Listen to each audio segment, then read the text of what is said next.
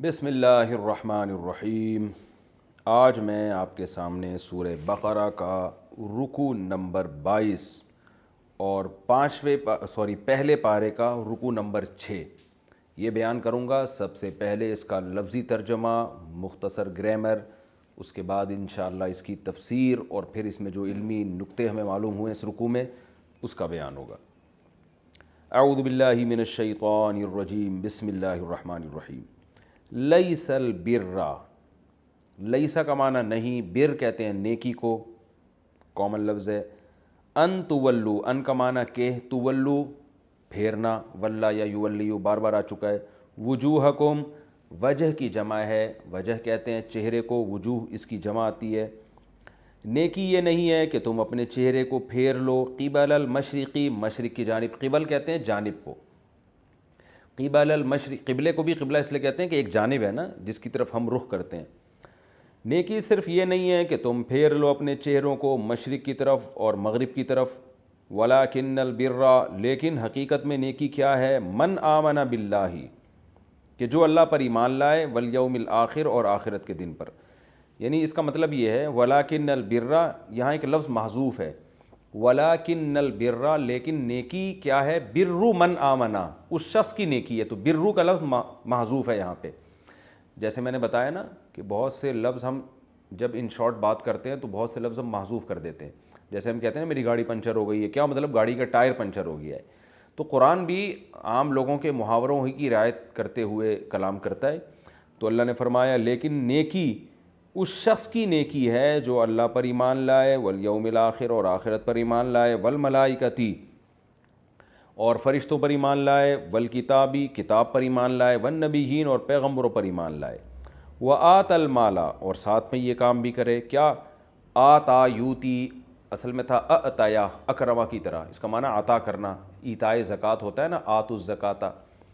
وآت المال، اور مال دے، علی حبہ، اللہ کی محبت کی بیس پر، علی کا معنی پر ہوتا ہے، کیا مطلب، اس کی یعنی اللہ کی محبت پر کا مطلب بیس، یعنی اس کی جو بنیاد ہے نا، کیونکہ عمارت آگے بنیاد کے اوپر ہوتی ہے، تو علی حبہ، اللہ کی محبت کی بیس پر، اللہ کی محبت کی بنیاد پر، اللہ کی محبت کی وجہ سے وہ مال دے، کس کو دے، ذوی القربا، قرابت داروں کو، رشتہ داروں کو مال دے، والیتاما، یتیم کی جمع ہے یتامہ، یتیموں کو مال دے، والمساکین، مسکینوں کو مال دے، وابن السبیل، ابن السبیل کا لفظی ترجمہ ہے راستے کے بیٹے، سبیل راستے کو کہتے ہیں، ابن بیٹا، لیکن یہاں مراد ہے مسافر، تو عربی میں مسافروں کو ابن السبیل کہا جاتا ہے، مسافروں کو مال دے، والسائلین، سوال کرنے والوں کو یعنی مانگنے والوں کو دے، وفر رقاب، اور گردنوں میں مال خرچ کرے۔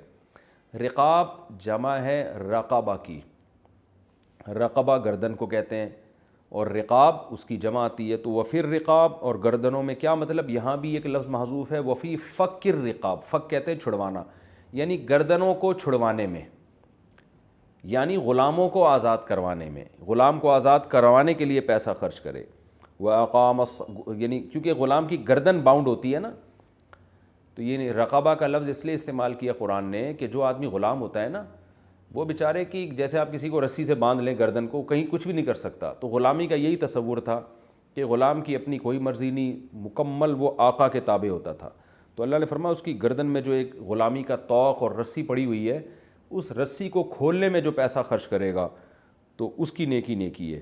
وَأَقَامَ الصَّلَاةَ، اور نماز بھی قائم کرے، وَآتَ الزَّكَاةَ، اور زکوٰۃ بھی دے، وَالْمُوفُونَ بِعَهْدِهِمْ، موفونا اصل میں تھا موفیونا، مکرمونا کی طرح، اکرما یکرمو اکرامن، اوفیا یوفیو ایفاءن، پورا کرنا، ایفائے عہد ہے نا، وفا کرنا، تو پورا کرنا، تو والموفونا، اور یہ لوگ پورا کرنے والے ہیں، بعہدہم، اپنے ایگریمنٹ کو، اپنے معاہدوں کو، اذا عاہدوا، جب یہ ایگریمنٹ کرتے ہیں، عاہدوا ضاربوا کی طرح، والصابرین، اور صبر کرنے والے ہیں، فی البأساء، سختی میں، تنگی میں، والضراء، اور ضرر میں، نقصان کی صورت میں، وحین البأس، اور لڑائی کے وقت، بأس بھی شدت کو کہتے ہیں، تو بأسا اس سے مراد ہے تنگ دستی، یعنی غربت میں صبر کرتے ہیں. والضراء ضرر سے مراد ہے کوئی جسمانی ضرر لاحق ہو گیا ہو بیماریوں میں,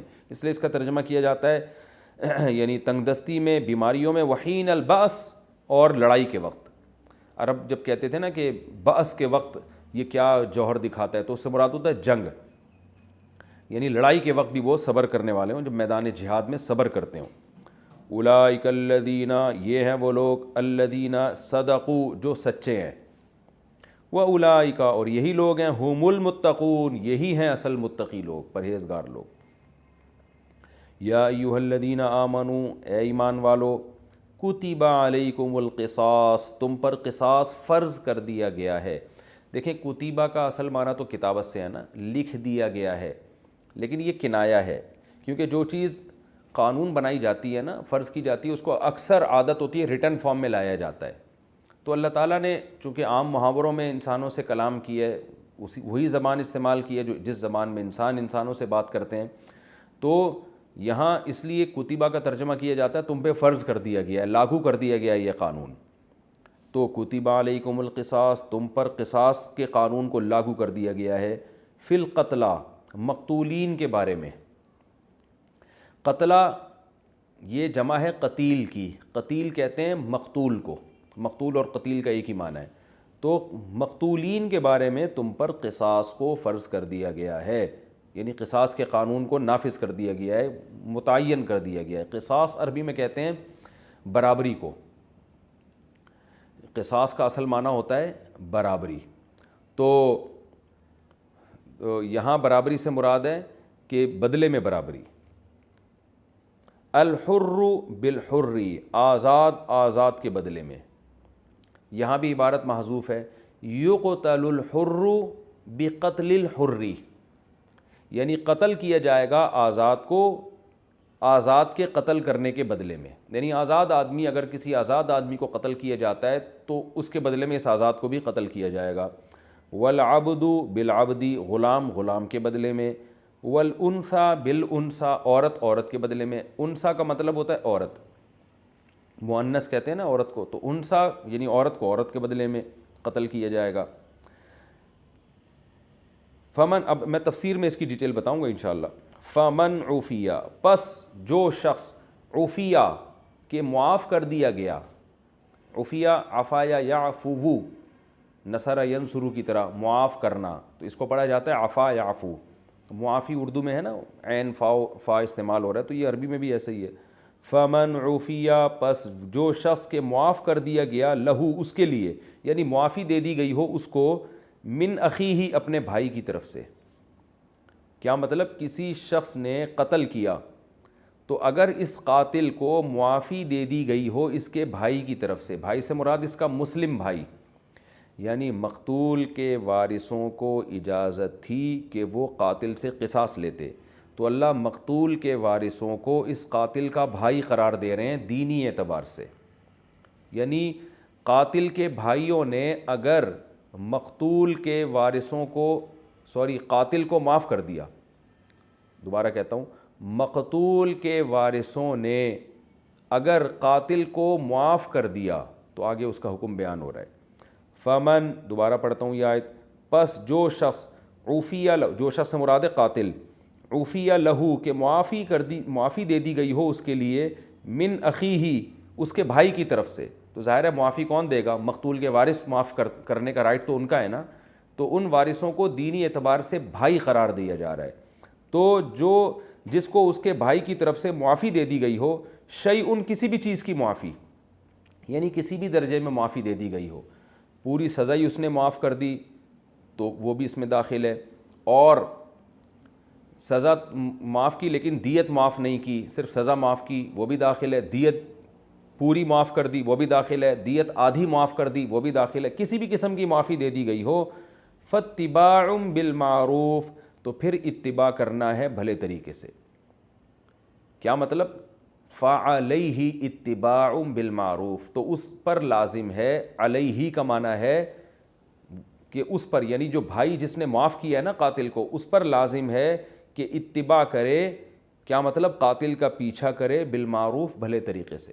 یعنی قاتل کو اب دیت لینے کے لیے جو آپ فالو کریں گے عمدہ طریقے سے کریں گے, وَأَدَاءٌ إِلَيْهِ، اور ادا کرنا لازم ہے الیہ مقتول کے وارث کو بِإِحسان عمدہ طریقے سے. یعنی اللہ نے اس میں ایک اصول بیان کر دیا، کیونکہ یہ ترجمہ اس تفسیر کے بغیر سمجھ میں نہیں آئے گا. اصل میں یہ بیان کیا جا رہا ہے کہ اللہ نے جو قانون بنایا ہے وہ تو قصاص کا، یعنی برابری کا. برابری کا مطلب قاتل کو مقتول کے بدلے میں قتل کیا جائے گا، اور مقتول کے وارثوں کو یہ رائٹ ہے. سورہ بنی اسرائیل میں اللہ نے فرمایا یہ حکومت کا رائٹ نہیں ہے. سورہ بنی اسرائیل میں آتا ہے فَقَدْ جَعَلْنَا لِوَلِيِّهِ سُلْطَانًا، جس کو قتل کیا گیا ہے اس کے وارثوں کا یہ حق ہے کہ قاتل کو قتل کر دیں. ان کے لیے بالکل جائز ہے. ہاں فیصلہ ظاہر ہے گورنمنٹ کرے گی، کیونکہ ایسے لوگ پھر ایسا نہ ہو کہ بے گناہ لوگوں کو بھی قتل کرنا شروع کر دیں. تو گورنمنٹ کا کام یہ ہوگا کہ وہ قاتل کو پکڑ کے مقتول کے وارثوں کے حوالے کرے. باقی مقتول کے وارثوں کو یہ رائٹ ہے کہ وہ قاتل کو قتل کر دیں، کیونکہ اللہ نے قصاص کا قانون بنایا برابری کا. تو برابری تو اسی میں ہے کہ جو ہے قتل کا بدلہ قتل ہے. لیکن آگے اللہ ترغیب دے رہے ہیں کہ کسی قاتل کو اس کے بھائی کی طرف سے معافی مل جائے. اور بھائی کا لفظ اس لیے استعمال کیا جا رہا ہے کہ تاکہ اس میں بھائی کو بھی ترغیب ہو کہ یار اس نے قتل تو کیا لیکن کوئی بات نہیں، دینی بھائی ہے، معاف کر دو. تو اللہ فرماتا ہے اگر کچھ معافی ہو جائے تو اب دو کام ہیں. ایک تو یہ کہ مقتول کے وارث اب قاتل سے اگر دیت کا مطالبہ کرتے ہیں تو اس مطالبے کو عمدہ طریقے سے کریں، تانے دے دے کے نہ کریں. کیونکہ معافی دینے کے بعد پھر آدمی بار بار احسان جتلاب ہے، ہم نے معاف کیا، ہم نکالنا پیسے، دیت تو دے، اور پھر گالیاں والیاں دینا شروع کر دیں، پھر اس کو جو ٹائم متعین کیا تھا اس سے پہلے ہی ساری دیت مانگ لیں. تو اللہ فرماتے ہیں ایسا نہیں کرنا. مقتول کے وارث کی ذمہ داری ہے اتباع بالمعروف، اچھے طریقے سے اب اس کا پیچھا کرو.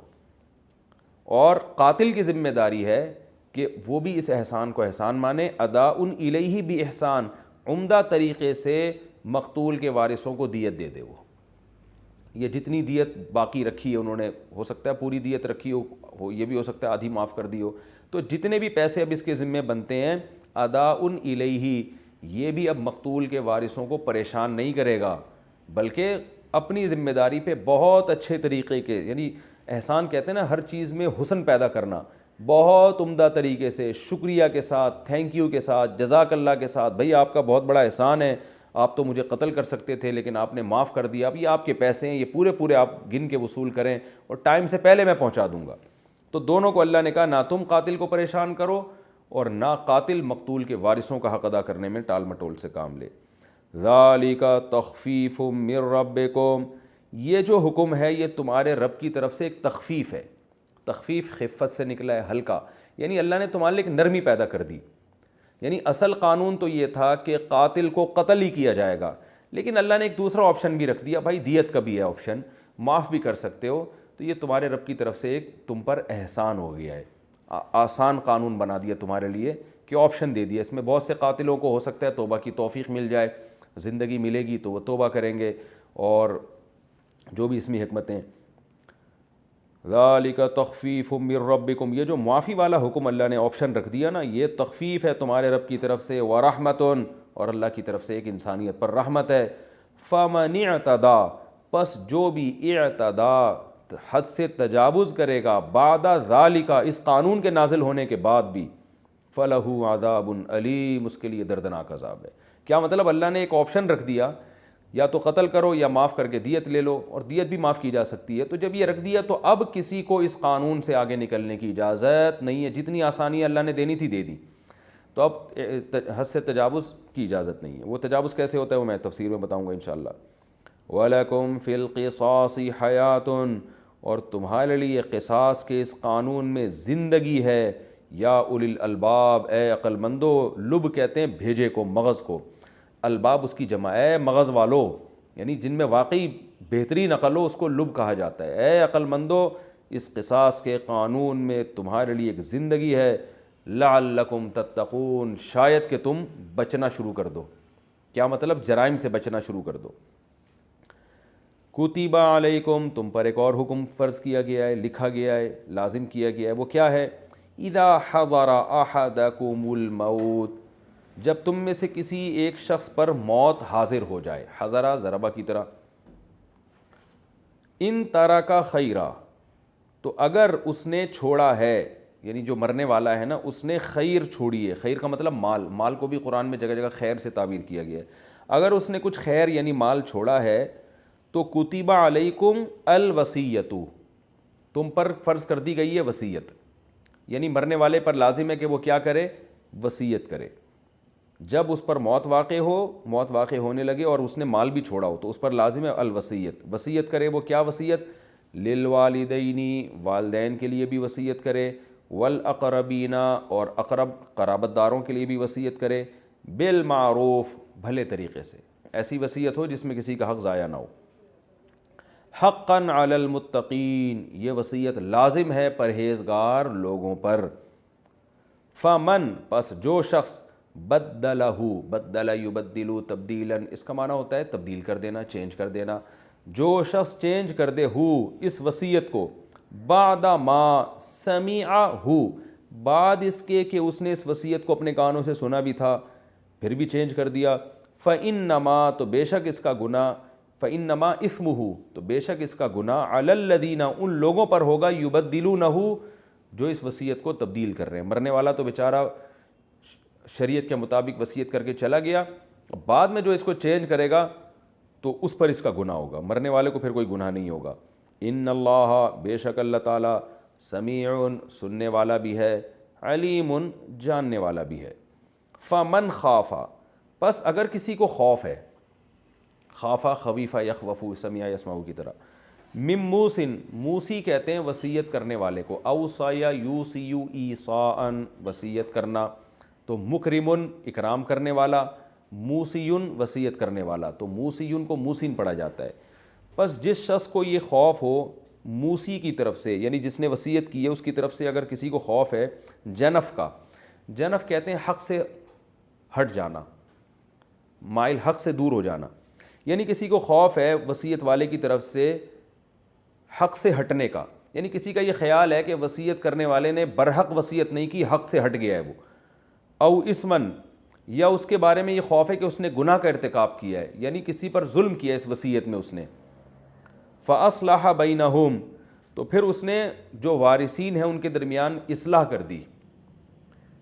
یعنی کیا مطلب کہ اگر ایک شخص نے وصیت کی تو اس وصیت میں تبدیلی کی اجازت نہیں ہے، لیکن بعد والوں کو خیال آیا کہ جس نے وصیت کی تھی وہ غلط وصیت تھی، اس میں بہت سوں کا حق مارا جا رہا ہے، یا وہ غیر شرعی طریقے سے وصیت کی ہے اس نے، تو پھر اس وصیت کو اب چینج کرنا پڑ رہا ہے، تو ظاہر ہے جب چینج کریں گے تو وارثین میں اختلاف ہوگا، تو اس نے کیا کیا کہ وارثین کے درمیان صلح کا راستہ اختیار کیا، کچھ لو دو کی پالیسی اختیار کر کے ان میں صلح کر دی، اور اس صلح کی بیس پہ وصیت میں کچھ چینجنگ ہو گئی۔ تو اس قسم کی چینجنگ اگر ہو رہی ہے فلا اسم علیہ، تو اللہ فرماتے ہیں پھر تبدیلی کرنے والے پر کوئی گناہ نہیں ہے، یعنی وصیت کو تبدیل کرنے والے پر اس صورت میں کوئی گناہ نہیں ہے۔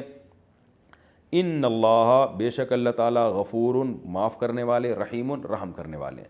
یہ تو اس رکوع کا لفظی ترجمہ تھا اور مختصر سی گرامر، جیسے جیسے ہم قرآن میں آگے بڑھتے جائیں گے ترجمہ آسان ہوتا چلا جائے گا، گرامر بالکل ہی ختم ہوتی چلی جائے گی کیونکہ وہ بار بار ریپیٹ ہو رہے ہیں وہ الفاظ۔ اب میں انشاءاللہ آپ کے سامنے اس کی تفسیر پیش کروں گا۔ قرآن مجید کا یہ رکوع بہت اہم ہے، ہماری عملی زندگی سے اس کا بڑا گہرا تعلق ہے۔ سمت قبلہ کا جب حکم ہوا تھا تو اب یہ موضوع یہاں کمپلیٹ ہو رہا ہے، وہی کہ ادھر منہ کر کے نماز کیوں پڑھ رہے، بیت المقدس کی طرف منہ کر کے نماز کیوں نہیں پڑھ رہے، قبلے کی طرف منہ کر کے نماز کیوں پڑھ رہے، یہی یہودی گھماتے رہتے تھے بات کو۔ تو اللہ نے ایک اصول اور ضابطہ بیان کر کے اس ٹاپک کو ختم کیا۔ اصول اور ضابطہ یہ بیان کیا کہ لیس البر ان تولوا، اصل میں یہ لفظ یوں تھا، لیس ان تولوا وجوہکم البر، کہ تم اپنے چہروں کو مشرق اور مغرب کی طرف پھیرو تو نیکی صرف یہی نہیں ہے، دنیا میں صرف یہی ایک کام نہیں رہ گیا کرنے کا کہ اسی پر ساری زندگی بحث کرتے رہو گے کہ قبلہ ادھر، جیسے یہودی بار بار یہی تانا دیتے تھے جب بھی مسلمان گزرتے نا، ابے بھائی قبلہ تو وہ تھا، یہ تو ادھر کیوں چلا گیا۔ تو اللہ فرماتے ہیں نیکی صرف یہی، یہ نہیں کہ نیکی یہ نہیں ہے، نیکی صرف اس میں منحصر نہیں ہے، صرف یہی ایک نیکی نہیں رہ گئی کہ ادھر ادھر منہ کرتے رہو، یعنی مشرق یا مغرب کی طرف منہ کرو، کسی کی طرف منہ کر لینا یہ بذات خود نیکی کا اس میں انحصار نہیں ہے، تو بلکہ اصل جو کرنے کے کام ہیں وہ کیا ہیں، وَلَٰكِنَّ الْبِرَّ، لیکن نیکی اصل میں اس شخص کی نیکی ہے، مَنْ آمَنَ بِاللَّهِ، جو اپنے عقیدے کو بھی درست کر لے اور اعمال کو بھی درست کر لے، پھر اعمال میں جو حقوق العباد ہیں ان کا بھی خیال کرے, حقوق اللہ کا بھی خیال کرے. تو اس پورے قرآن یعنی اسلام کے خلاصے کو اللہ نے اس آیت میں بیان کر دیا. بڑی جامع آیت ہے یہ کہ عمل کو فوکس کرو, اس بحث میں ٹائم ضائع نہ کرو کہ ادھر منہ کریں تو ادھر منہ کریں. تو اب یہود یا دوسرے جو اسلام پر اعتراض کرنے والے لوگ ہیں نا, وہ اسی کو پکڑ کے بیٹھے ہوئے ہیں. جیسے آج بہت سے لوگوں کا دین صرف کربلا بن چکا ہے, اور بہت سے لوگوں کا دین صرف ربیع الاول بن چکا ہے, بہت سے لوگوں کا دین بس کہ کچھ خاص قسم کی رسومات بن چکا ہے. پریکٹیکل لائف میں وہ بالکل زیرو ہیں. تو اس آیت میں یہ سمجھایا جا رہا ہے کہ نیکی اس میں منحصر نہیں ہے کہ تم اپنے چہروں کو مشرق یا مغرب کی طرف پھیرو, بلکہ نیکی نام ہے دو چیزوں کا, عقیدے کی اصلاح اور عمل کی اصلاح. اور پھر عمل میں دو, حقوق اللہ اور حقوق العباد. تو یہ تین کام اگر تم کر لو گے تو تمہاری اس عمل کو پھر نیکی کہا جائے گا. تو اللہ فرماتے ہیں لَٰكِنَّ الْبِرَّ مَنْ آمَنَ بِاللَّهِ وَالْيَوْمِ الْآخِرِ, لیکن نیکی اصل میں اس شخص کی نیکی ہے جو اللہ پر ایمان لائے. تو اللہ پر ایمان لانا یہ ہے اصل نیکی. وَالْيَوْمِ الْآخِرِ, اور آخرت پر ایمان لے کر آؤ, یہ ہے اصل نیکی. والملائکتی, فرشتوں پر ایمان لے کر آؤ. والکتابی, کتابوں پر ایمان لے کر آؤ. والنبیین, پیغمبروں پر ایمان لے کر آؤ.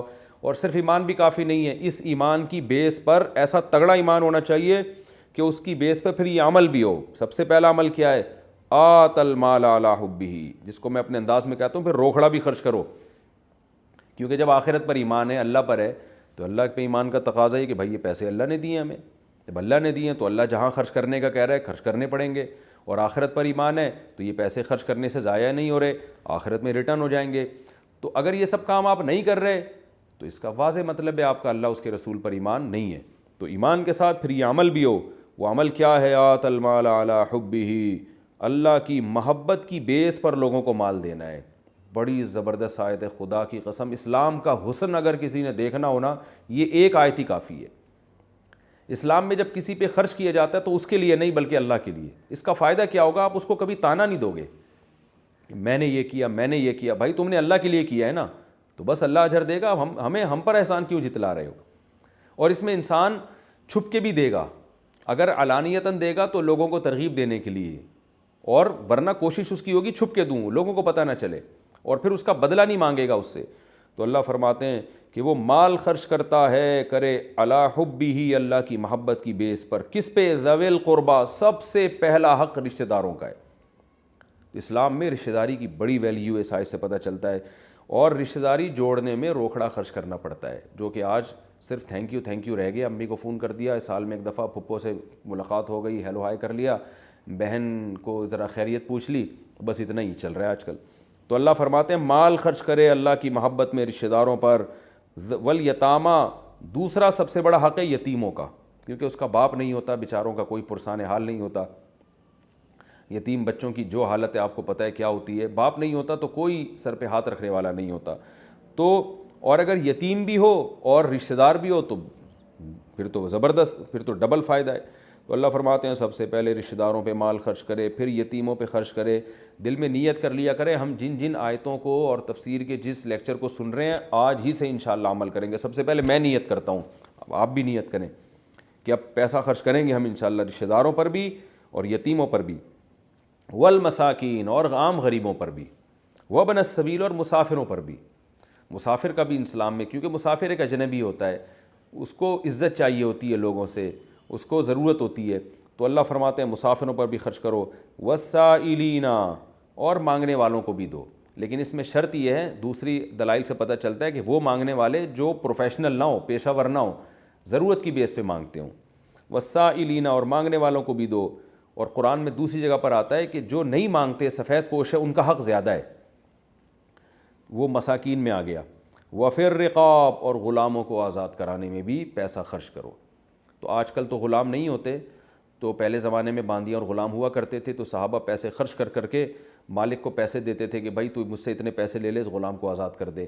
اور بعض دفعہ غلام بھی ایگریمنٹ کرتے تھے مالک سے کہ اگر میں نے اتنے مہینے میں اتنے پیسے کما کے دے دیے تو میں آزاد ہوں. تو قرآن نے کہا ایسے غلام کے ساتھ تم تعاون کیا کرو تاکہ یہ مالک کو پیسے دے اور جان چھوٹے اس کی. تو غلاموں کو آزاد کرانے میں, تو آج کل غلام نہیں ہے, لیکن آج کل جو ہے اس طرح کے غلام تو نہیں ہیں, لیکن اس سے بدتر غلام آج معاشرے میں موجود ہے, جن پر غلامی کا لیبل تو نہیں لگا مگر وہ سمجھے غلام ہی جاتے ہیں.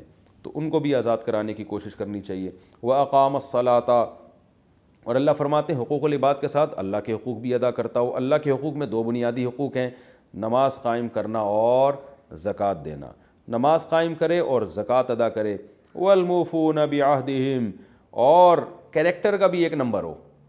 اور کیریکٹر کا کیسے پتہ؟ آپ نے دیکھا ہوگا بہت سے لوگ اعمال میں ایک نمبر ہوتے ہیں، کیریکٹر لیس زندگی ہوتی ہے ان کی، لوگ ان کو اچھا نہیں سمجھتے، حالانکہ تہجد گزار ہیں، ماتھے پہ سجدے کے محراب بنے ہوئے ہیں ان کے۔ تو اللہ فرماتے ہیں والموفون بعہدہم، اور اپنے ایگریمنٹ کو پورا کرنے والے ہوں، اذا عاہدوا، جب ایگریمنٹ کرتے ہیں۔ اسلام میں ایک ہوتا ہے عہد اور ایک ہوتا ہے وعدہ۔ وعدہ اور عہد میں فرق یہ ہے کہ وعدہ یک طرفہ کارروائی ہوتی ہے، جیسے میں نے آپ سے وعدہ کیا، بلکہ میں کیوں آپ سے کہتا ہوں، آپ نے مجھ سے وعدہ کیا کہ مفتی صاحب ہم آپ کی دعوت کریں گے، وعدہ کیا جی آپ نے، تو اس کا بھی نبھانا لازم ہے، لیکن یہ ایگریمنٹ کی طرح واجب نہیں ہوتا، بلکہ اس میں اگر کوئی آپ کو عذر لاحق ہو جائے تو آپ وعدہ توڑ بھی سکتے ہیں۔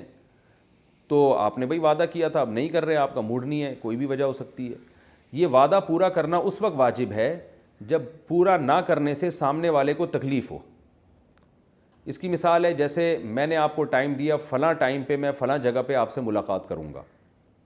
اب مجھے پتہ ہے کہ میں نے آپ سے وعدہ کر لیا ہے، اگر میں فلاں جگہ فلاں ٹائم پہ نہیں پہنچا، آپ پہنچ جاؤ گے، آپ میرا ویٹ کرو گے، انتظار کرو گے، اس سے آپ کو تکلیف ہوگی۔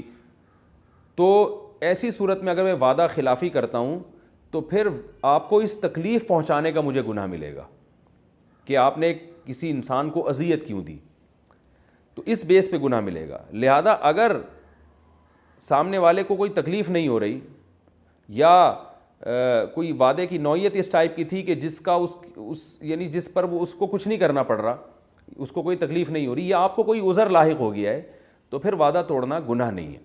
ہاں، جب وعدہ کر رہے تھے اس وقت ہی نیت یہ تھی کہ میں پورا نہیں کروں گا، تو پھر یہ منافقت ہے، اور حدیث میں اس کو آیت منافق کی نشانی قرار دیا گیا ہے۔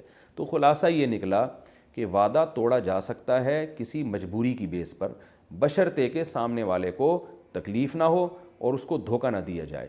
تو تکلیف سے بچنے کے لیے ضروری ہے کہ اگر آپ نے وعدے کی خلاف ورزی کرنی ہے تو پھر آپ پہلے سے اس کو بتا دیں کہ بھئی میں نے آپ سے ٹائم لیا تھا اس ٹائم کا، تو میں اس ٹائم پہ نہیں آ سکتا، لہذا ہم کوئی اور اس میٹنگ کو ڈیلے کر دیتے ہیں یا کوئی اور ٹائم رکھ لیتے ہیں۔ یہ پہلے بتانا واجب ہے، نہیں بتائیں گے گناہگار ہوں گے، کیونکہ رسول اللہ صلی اللہ علیہ وسلم نے فرمایا مسلمان وہ ہے جس کی زبان اور ہاتھ کے شر سے دوسرے مسلمان محفوظ رہیں۔ تو آپ نے زبان دی اور آپ پیچھے ہٹ گئے تو سامنے والے کو اس سے بہت تکلیف ہوگی۔ تو یہ وعدہ ہے جس کی اہمیت ایگریمنٹ سے بہرحال کم ہے۔ اور ایک ہوتا ہے عہد، معاہدہ، ایگریمنٹ۔ ایگریمنٹ کہتے ہیں دو طرفہ، جیسے نکاح ایک ایگریمنٹ ہے، وہ صرف وعدہ نہیں ہے، ادھر سے ایجاب ہوتا ہے ادھر سے قبول ہوتا ہے۔ شوہر ایجاب اور قبول میاں بیوی کے درمیان اس لیے ہوتا ہے کہ عورت اس کی پابند ہوتی ہے، وہ شوہر کی اطاعت کرے گی، مرد اس کا پابند ہوتا ہے کہ وہ اس پر خرچ کرے گا اور اس سے حسن سلوک سے پیش آئے گا۔ تو اگر دونوں کسی شرط کی مخالفت کرتے ہیں تو یہ وعدے کی خلاف ورزی نہیں بلکہ یہ معاہدے کی خلاف ورزی کہلائے گی۔ اسی طرح آپ نے کسی سے کوئی چیز خریدی، 1 لاکھ میں خریدی، یہ ایگریمنٹ ہے، کیونکہ دونوں طرف سے ہو رہا ہے نا، یہ ایک طرفہ کام نہیں ہے، دونوں طرف سے ہو رہا ہے۔ وہ آپ کو ایک چیز دے گا، آپ اس کے پیسے دیں گے، اب اس نے چیز ڈیلیور کر دی اور آپ پیسے اس کے دیر کر رہے ہیں، تو یہ معاہدے کی خلاف ورزی کہلائے گی۔ آپ کسی ادارے میں جاب کرتے ہیں تو آپ کو سیلری ملتی ہے، یہ سیلری معاہدے کی بیس پہ ملتی ہے، ایگریمنٹ کی بیس پہ۔ آپ ادارے سے، کمپنی سے یہ ایگریمنٹ کرتے ہیں میں آپ کے ہاں یہ کام کروں گا، اتنا ٹائم دوں گا، اور اس کی بیس پر آپ کو تنخواہ مل رہی ہے۔ اب آپ تنخواہ پوری لے رہے ہیں، ٹائم نہیں دے رہے، یا کمپنی آپ سے ٹائم تو پورا لے رہی ہے، تنخواہ نہیں دے رہی، تو یہ ایگریمنٹ کی خلاف ورزی کہلائے گی۔ تو قرآن کہہ رہا ہے وَالْمُوفُونَ بِعَهْدِهِمْ اِذَا عَاهَدُوا، کہ ان لوگوں کی نیکی ہے کہ جو عہد کرتے ہیں تو پھر وہ پورا کرتے ہیں۔ وَالصَّابِرِينَ فِي الْبَأْسَاءِ، اور یہ بھی ایک نیکی ہے جو اصل نیکی ہے، وہ کیا ہے کہ بیماریوں میں صبر کرنا، تنگ دستی میں صبر کرنا، غربت میں صبر کرنا، واویلا نہ بچانا، وَالضَّرَّاءِ، بیماریوں میں صبر کرنا، آج ذرا ذرا بیماریوں میں چیخ و پکار شروع ہو جاتی ہے، وحین الباس، اور لڑائی کے میدان میں صبر کرنا۔ یہ خاص طور پہ جو اسلامی ملکوں کی افواج کے لوگ ہیں اور جو مجاہدین ہیں ان پر یہ آج صادق آتی ہے کہ جب میدان جنگ میں لڑنے کی ضرورت پیش آئے قوم کے لیے، اپنے دین و مذہب کے لیے، تو پھر یہ میدان چھوڑ کے فرار نہیں ہوتے، مضبوطی سے لڑتے ہیں۔ اولئک الذین صدقوا، فرمائے جن لوگوں میں یہ صفات ہوں گی وہ سچے ہیں۔ کیا مطلب؟ کس میں سچے ہیں؟ نیکی کے دعوے میں سچے ہیں۔ تو یہود کو خطاب کیا جا رہا ہے کہ تم نیکی اس میں منحصر سمجھتے ہو کہ بیت المقدس کی طرف منہ کر لیں تو قبلے کی طرف کعبہ کی طرف منہ کر لیں، تو یہ نیکی جو اس طرح کے کام کرنے والے وہ نیکی کے دعوے میں سچے نہیں ہیں. سچے وہ لوگ ہیں جو یہ پورا پراپر جو ہے نا اسلام کو فالو کریں، ان احکام کو فالو کریں، عقیدہ بھی یہ صحیح، عمل بھی صحیح، معاہدوں کے بھی پکے، اور پھر واویلا نہ مچانے والے ہوں بلکہ صبر کرنے والے ہوں مشکلات میں. تو یہ لوگ ہیں جو اپنے دعووں میں سچے ہیں، اور یہی لوگ ہیں حقیقت میں متقی پرہیزگار جن کے لیے اللہ نے جنت کے وعدے کیے. آگے اللہ تعالیٰ ایک حکم دے رہے ہیں. دنیا میں آپ کو پتہ ہے مختلف قسم کے جرموں کی مختلف سزائیں نافذ ہیں، اور قتل بھی ایک جرم ہے جس کی دنیا میں مختلف قوانین ہیں، اور قتل کو ریاست کا جرم سمجھا جاتا ہے. اسلام نے قتل کو ریاست کا جرم نہیں قرار دیا بلکہ مقتول کے وارثوں کے ساتھ زیادتی قرار دیا. آپ کے خاندان کا ایک بندہ گیا تو یہ آپ کا نقصان ہے، اس کو ریاست کا نقصان ہوگا لیکن دوسرے درجے میں. تو جیسے کسی عورت کا شوہر مر گیا تو عورت کو حق ہے کہ وہ قصاص لے کیونکہ نقصان عورت کا ہوا ہے. بیوی کو کسی نے قتل کر دیا آپ کی تو آپ کا نقصان ہوا ہے، آپ کو یہ رائٹ ہے کہ آپ قصاص لیں. باپ کو قتل کیا ہے تو اولاد قصاص لے سکتی ہے، اولاد کو قتل کیا ہے تو باپ قصاص لے گا. تو جس کا نقصان ہوا ہے شریعت نے اس کو یہ اتھارٹی دی ہے کہ تم سزا لے سکتے ہو اور تمہیں ہی معاف کرنے کا حق بھی ہے. اور سزا میں اسلام نے بتایا کہ تم قصاص لے سکتے ہو، یعنی برابری کا قانون ہے. تو تمہیں اس کی اجازت ہے کہ اس نے قتل کیا تو تم بھی قتل کر سکتے ہو. تو یہ اسلام کے علاوہ دنیا میں کسی مذہب میں یہ لاء نافذ نہیں ہے. دو خرابیاں دنیا کے قوانین میں. نمبر ایک، بہت سارے ملکوں میں قتل کا بدلہ قتل نہیں ہے بلکہ عمر قید ہے یا دوسری سزائیں ہیں. دوسرا، قتل کیا بھی دیا جاتا ہے تو پھانسی کے ذریعے یا جو ہے وہ بجلی کے ذریعے، جس میں قتل ہونے والے کو تکلیف بہت ہوتی ہے. تو اسلام میں ہے کہ تلوار سے گردن اڑائی جائے. تیسرا، اسلام میں اور دوسرے ملکوں کے قوانین میں کیا فرق ہے کہ اسلام نے مقتول کے وارثوں کو یہ حق دیا ہے کہ تم قتل کی سزا معاف کرنا چاہو تو کر سکتے ہو، جبکہ دنیا کے دوسرے بہت سے ملکوں میں مقتول کے وارثوں کا رائٹ نہیں ہوتا پر گورنمنٹ ہی کو یہ اختیار ہوتا ہے کہ وہ معاف کر دے. اور ہمارے ملک میں بھی ایک غیر شرعی سزا نافذ ہے، وہ یہ ہے کہ اگر پھانسی کی سزا اپیل کرے، پھانسی جس کو پھانسی دی جا رہی ہے، اور صدر اس کی اپیل سن کے پھانسی کی سزا کینسل کر دے تو صدر کو اس کی اپیل سننے کا حق حاصل ہے اور اس کی بیس پر سزا ختم کر دی جاتی ہے. یہ بھی قرآن کے بالکل خلاف ہے، کیونکہ میں نے پہلے بتایا کہ مقتول کے وارثوں کو تو یہ رائٹ ہے کیونکہ نقصان صدر مملکت کا نہیں ہوا، یہ وزیر اعظم کا نہیں ہوا، نقصان تو اس بندے کا ہوا ہے، اس عورت کا ہوا ہے جس کے شوہر کو مارا گیا، یہ اس شوہر کا ہوا ہے جس کی بیوی کو مارا گیا. تو اس لیے اسلام میں صدر کی اپیل پر اس پھانسی کی سزا کو کینسل نہیں کیا جا سکتا، اور پھانسی ہے بھی نہیں اسلام میں، گردن اڑائی جائے گی. پھانسی میں بہت شدید تکلیف ہوتی ہے قاتل کو. تو یہ چند امتیازی احکام ہیں جو اسلام کے ہیں، اور اس میں جو حسن ہے وہ آپ کو پوری دنیا میں کسی بھی لاء میں آپ کو وہ حسن نظر نہیں آئے گا. تو حسن کیا ہے کہ بھائی انتقام کی آگ جو بھڑکتی ہے نا مقتول کے وارثوں میں، وہ آگ اس وقت تک ٹھنڈی نہیں ہو سکتی جب تک کہ وہ قاتل کو قتل ہوتا ہوا دیکھ نہ لیں، بلکہ اپنے ہاتھ سے قتل کرنے کا بھی ان کو شریعت نے اختیار دیا ہے کہ یہ اپنے ہاتھ سے بھی قاتل کو مار سکتے ہیں. تو انتقام کی آگ ٹھنڈی ہوگی، اس سے ملک میں امن پھیلے گا. دوسرا یہ کہ اگر معاف کرنا چاہیں تو معاف بھی کر سکتے ہیں، اس معافی کے بڑے فائدے ہوں گے. قاتل آئندہ کے لیے توبہ کرے گا، وہ کہے گا بھائی مجھے تو میدان میں لا کے کھڑا کر دیا گیا تھا گردن اڑانے کے لیے، ان کا احسان ہے، تو ان کی قدردانی کرے گا، اور ان کی بھی تلافی ہو جائے گی دیت کے ذریعے کہ مقتول کے وارثوں کو جو نقصان، کیونکہ اب مقتول تو دوبارہ آ نہیں سکتا، تو ان کی بھی تلافی ہو جائے گی، اور جو ہے وہ آئندہ قتل سے بچے گا بھی. تو اس کوشش، یعنی ظاہر ہے جب معافی ہوگی تو احسان مانے گا نا. لیکن ہمارے ہاں جو قوانین نافذ ہیں ان کا نقصان یہ ہے، اسلام کو فالو نہیں کیا جا رہا، ان کا نقصان یہ ہے کہ قتل کی وجہ سے جو دشمنیاں پیدا ہوتی ہیں اور عدالتوں کے جو چکر لگتے ہیں، اور پھر عمر قید سے وہ نکلنے کے بعد کہتا ہے میں ایک اور قتل کروں گا، وہاں اور ڈاکوؤں کے ساتھ رہ رہے کہ قتل سیکھ رہا ہو. تو اسلام میں یہ قید وید نہیں ہے قتل کے بدلے میں کہ عمر قید میں، جیل ہے ہی نہیں. سیدھا قاتل کو پکڑ کے مقتول کے وارثوں کے حوالے کرو، بولو ابھی نمٹاؤ کیس کو، یا تو گردن اڑانی اڑاؤ ورنہ اس کے پیسے لے کے اس کو چھوڑو، اور اگر پیسے بھی معاف کرنا چاہو تو تمہاری مرضی ہے. تو سیدھا سادہ قانون بنایا. سعودی عرب میں یہ قانون نافذ ہے، اور آپ دیکھیں وہاں کتنے جو ہے وہ امن ہے اس قانون کی وجہ سے. اور لوگوں کے آپ دوسرے ملک، سعودی عرب میں بھی کچھ تبدیلیاں آ رہی ہیں اب آہستہ آہستہ، لیکن آپ دیکھیں دوسرے ملکوں میں کیا ہوتا ہے، پوری زندگیاں جیلوں میں پڑے رہتے ہیں. تو اللہ نے فرمایا تم پر قصاص فرض کیا گیا ہے مقتولین کے معاملے میں، الحر بالحر، قتل کیا جائے گا آزاد کو آزاد کے بدلے میں۔ یاد رکھیں اس آیت کا یہ مطلب نہیں ہے کہ آزاد اگر غلام کو قتل کر دے تو پھر آزاد کو قتل نہیں کیا جائے گا، ایسا نہیں ہے۔ اسلام میں قتل کے معاملے میں آزاد غلام مرد اور عورت میں کوئی فرق نہیں ہے۔ اگر کوئی مرد کسی عورت کو قتل کر دے تو اس عورت کے بدلے میں بھی اس مرد کو قتل کیا جائے گا۔ اگر کوئی آزاد آدمی کسی غلام کو قتل کر دے تو اس غلام کے بدلے میں آزاد کو قتل کیا جائے گا، کیونکہ انسانیت میں سب برابر ہیں۔ اور امام ابو حنیفہ رحمہ اللہ تعالیٰ کے نزدیک اگر اپنے ملک میں رہنے والے کسی غیر مسلم کو بھی آپ قتل کر دیں، ذمی کو، جس کو ذمی کہا جاتا ہے، تو اس کے بدلے میں بھی مسلمان کو قتل کیا جائے گا۔ تو اس میں اختلاف ہے کہ غیر مسلم کے قتل میں قصاص ہے یا دیت ہے۔ امام حنیفہ کے نزدیک اس میں بھی قصاص ہے، اور باقی ائمہ کے نزدیک اس میں قصاص نہیں ہے بلکہ دیت ہے۔ تو یہ اختلافی مسئلہ ہے، لیکن اتنا سب میں کہ آزاد غلام میں اور مرد اور عورت میں کوئی فرق نہیں ہے۔ اب سوال پیدا ہو جائے فرق نہیں ہے تو قرآن یہ کیوں کہہ رہا ہے کہ آزاد کو آزاد کے بدلے میں قتل کرو، غلام کو غلام کے بدلے میں؟ اصل میں نے بتایا نا کہ قرآن ہمارے محاوروں میں بات کرتا ہے۔ عام طور پہ آزاد لوگوں کی دشمنی آزاد لوگوں کے ساتھ ہوتی ہے، غلاموں کے ساتھ قتل و غارت کا معاملہ وہ کرتے نہیں ہیں، اور غلاموں کے پھڈے غلاموں سے ہوتے ہیں، عورتوں کی لڑائیاں عورتوں سے ہوتی ہیں۔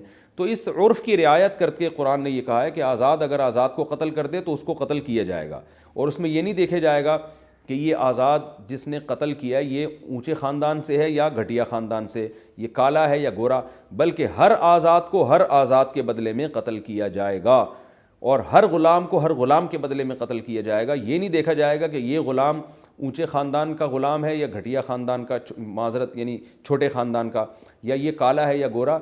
تو یہ مقصد ہے بیان کرنے کا، یہ مقصد نہیں ہے کہ آزاد اگر غلام کو قتل کر دے تو قتل نہیں کیا جائے گا، وہ تو پھر بھی قتل کیا جائے گا، لیکن عام طور پر ایسا ہوتا نہیں ہے۔ عرف میں یہی ہوتا ہے کہ آزادوں کی دشمنی آزاد لوگوں کے ساتھ ہوتی ہے، غلاموں کی دشمنی غلاموں کے ساتھ ہوتی ہے، عورتوں کی دشمنی عورتوں کے ساتھ ہوتی ہے۔ تو اس میں قرآن نے بیان کیا کہ ایک عورت کو دوسری عورت کے بدلے میں قتل کیا جائے گا، چاہے کوئی بھی ہو، یعنی اچھے خاندان کی عورت ہو یا برے خاندان کی۔ اور باقی ہمیں حدیث سے پتہ چلتا ہے، اجماع امت سے پتہ چلتا ہے کہ کوئی بھی مسلمان کسی بھی درجے کے مسلمان کو قتل کر دے تو قاتل کو قتل کیا جائے گا، مقتول کے وارثوں کو یہ رائٹ ہے۔ ہاں اللہ فرماتے ہیں فمن عفی لہ من اخیہ شیء، اگر مقتول کے وارثوں کی طرف سے قاتل کو معافی مل جائے، اور مقتول کے وارث کو اللہ نے قاتل کا اسلامی بھائی قرار دیا ہے، اور اس میں ایک قسم کی ترغیب دی ہے مقتول کے وارثوں کو کہ بھائی قاتل جو مرضی ہے تو کلمہ گو نا، تو اس لحاظ سے تمہارا بھائی ہے، تو اگر تم اس کو معاف کر دو تو بھائی تو معاف کرتے ہی ہیں۔ تو اس میں معافی کا اشارہ ملتا ہے، واضح اشارہ ہے۔ تو اللہ فرماتے ہیں اگر معافی مل جائے تو بہت اچھا ہو گیا۔ تو اب دو کام کرنے ہیں، اتباع بالمعروف، قاتل کا پیچھا کرنا ہے عمدہ طریقے سے۔ تو اب یہ نہیں کہ چلتے پھرتے اس کو تانے دو، گالیاں دے کے اس سے پیسے نکالو، اچھے طریقے سے عزت کے ساتھ اس کا پیچھا کرو۔ جو ٹائم اس کو دیا ہے پیسوں کا اس وقت تک اس کو مہلت دو۔ آپ نے اس سے ایگریمنٹ کیا تھا 1 مہینے کے اندر دیت چاہیے، اور 5 دن بعد ہی سر پہ کھڑے ہو گئے اس کے لے جا کے۔ وَأَدَاءٌ إِلَيْهِ بِإِحْسَانٍ، اور قاتل پر بھی لازم ہے کہ جب انہوں نے تم پر احسان کیا تو تم بھی دیت ان کے حوالے کرو گے عمدہ طریقے سے، احسان کے ساتھ۔ اب یہ نہیں کہ مارکیٹ سے شارٹی ہو جاؤ، جیسے لوگ قرضہ لے کے بھاگ جاتے ہیں، تو تم پر بھی واجب ہے کہ احسان کا بدلہ احسان سے دو۔ ذَلِكَ تَخْفِيفٌ مِّن رَبِّكُمْ، یہ تمہارے رب کی طرف سے ایک تخفیف ہے۔ اللہ چاہتا تو یہ بھی کہہ سکتا تھا کہ مقتول کے وارث قاتل کو لازمی قتل ہی کریں گے، بس معافی کا آپشن ہی نہیں ہے۔ تو اللہ فرماتے ہیں ایسا بھی نہیں۔ پھر اس میں آسانی یہ بھی کہ اللہ یہ بھی کہہ سکتا تھا کہ چاہو تو معاف کر دو، دیت نہ لو، اور چاہو تو قصاص لو، تو اس میں پھر سب لوگ قصاص ہی لے رہے ہوتے، لیکن اللہ نے پیسوں کا آپشن بھی رکھ دیا کہ بھئی پیسے لے کے چھوڑ بھی سکتے ہو۔ تو یہ بھی ایک مقتول کے وارثوں کے ساتھ بھی ایک آسانی کر دی کہ بھئی معافی کے عوض میں جان بچے گی اس کی، لیکن تمہیں پیسہ بہت ملے گا۔